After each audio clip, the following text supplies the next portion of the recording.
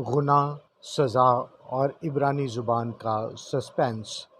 کہانی شروع ہوتی ہے عدن کے اس باغ سے جہاں سب کچھ پرسکون تھا۔ بائبل کے مطابق گناہ سے پہلے اس عورت کو صرف ناری یا عورت کہا گیا تھا۔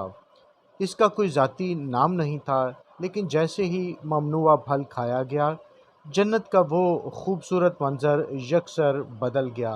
باغ اب کانٹوں اور پتھروں میں تبدیل ہو رہا تھا اور زمین انسان کے لیے بنجر کی جا رہی تھی۔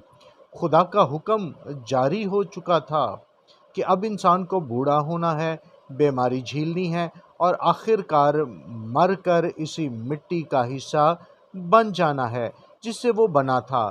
قانون فطرت کے مطابق جہاں انسان کا قصہ ختم ہو جانا چاہیے تھا، لیکن یہیں پر تاریخ کا سب سے بڑا ٹویسٹ سامنے آتا ہے۔